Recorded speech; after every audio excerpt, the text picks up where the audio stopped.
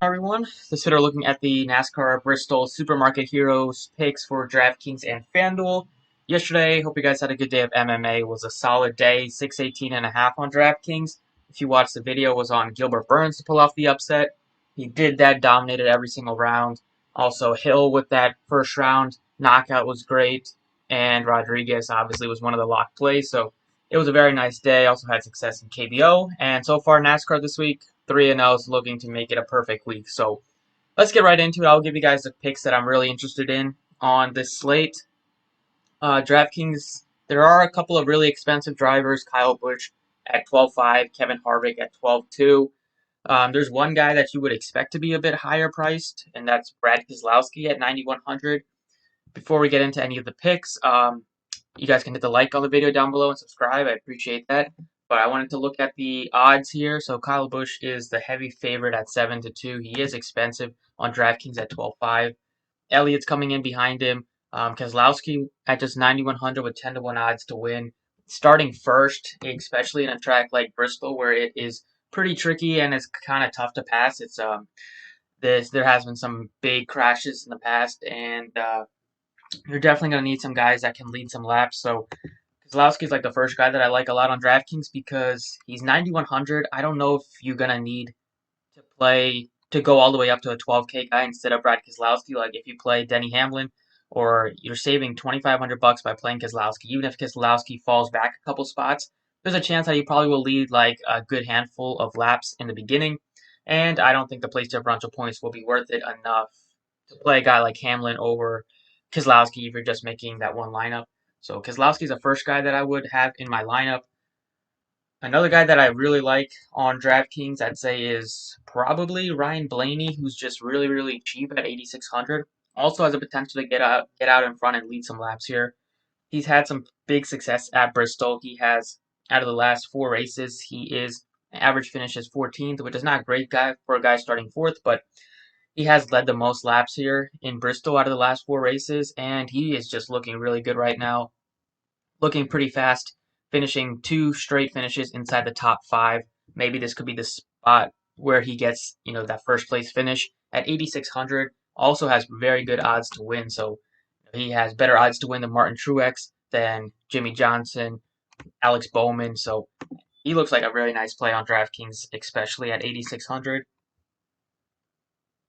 Some other guys that he could definitely play for place differential points, I'd say, is Eric Jones, who is just 77,000 at 15, starting 15th, looks pretty good. You have Ryan Newman starting 17th at 6,800. If you want to take a shot on Bubba Wallace, I think he's fine on DraftKings, starting 36. He was in everybody's winning lineups until he blew whatever happened to him in the last dozen laps or last couple dozen laps, and then he got out of the race. He was he's looking very good, but the thing with him is he always somehow finds a way to not finish a race, so it's a little bit risky, but I do like the upside that Bubba Wallace possesses. I'd say Tyler Reddick looks pretty good too at 7,900, starting 21st. You get some solid place differential upside there. For pay up options, anybody above 10,000, I'd say I like Jimmy Johnson looks good just based on the PD upside. Place differential upside, you have Chase Elliott, who's been looking very, very solid as well recently at 11.3.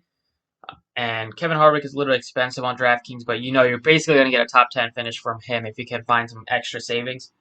But I kind of like going with a more balanced approach here right now, and I'd say that Eric Jones starting 15th at 7,000 gives me enough place differential upside with a solid opportunity to finish, maybe inside the top 10. He struggled at last race, but before that he was racing pretty well and pretty fast in a lot of these races. He has pretty decent odds to win here as well. If you look at his odds here at 18-1, so right behind Martin Truex, in front of Jimmy Johnson, Boyer, Byron. So definitely think 7,000 for Eric Jones makes for a very cheap option. Over on FanDuel here, FanDuel is always a different story with NASCAR just based on the pricing alone. You got guys at $2,000 here. If you're going to need to go with the stars and scrubs, you could definitely do that. I don't think you're going to need too many of those $2,000 guys, just because there is some value in the mid range, and then we have a couple 5,000 guys that I like.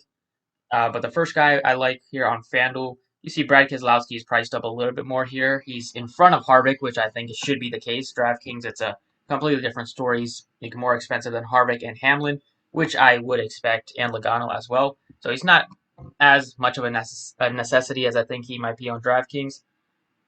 The first guy that I like a lot on FanDuel, I'd say, is still like Ryan Blaney at 10-3, but Clint Boyer at 9,000 just looks very good for that place differential upside. He is starting 23rd, which means if he can work his way inside the top like 15, top 10, you're looking very good. You want to look at his odds to win. He has 30 to 1 odds right behind Jimmy Johnson there, so decent chance to make some noise in this race at 9,000. I think that it looks pretty solid. I will probably be going with Bubba Wallace here on FanDuel just because he's only $5,000. Any success, as long as he doesn't crash, I don't see how he doesn't get you at least like 10 to 15 place differential points.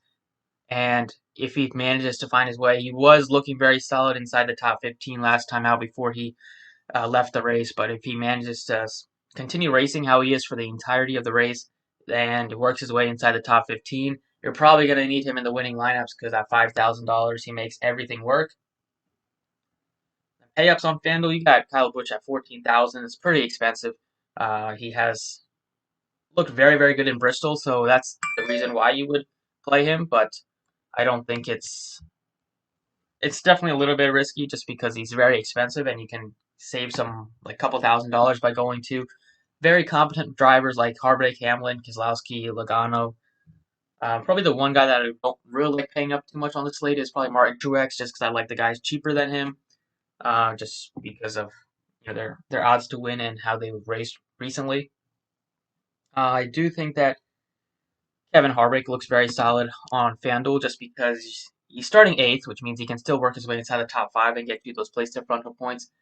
He has very solid odds to win this race. Here he's coming in at fifth at 17-2, and he is basically going to get you a top 10. He has 9 top 10 finishes, so a very, very safe play with a ton of upside is Kevin Harvick. So those are the plays that I like on DraftKings and FanDuel for this race. Let me know who you guys think will win this race in the comments below. Thanks for watching. I appreciate it. Hit the like before you head out, and good luck today.